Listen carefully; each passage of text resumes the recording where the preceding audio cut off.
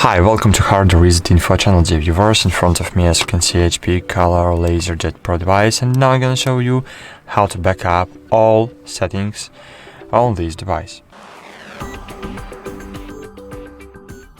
So firstly, you need to open Tools, then click here Backup and Restore. Click Backup, and here you will see all settings you can backup.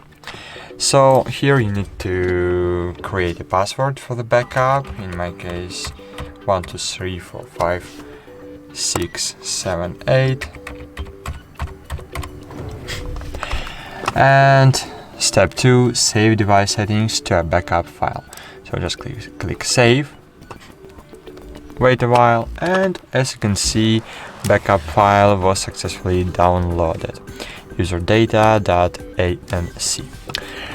So great, that's it. Thanks for watching. Like this video, subscribe to our channel, and bye.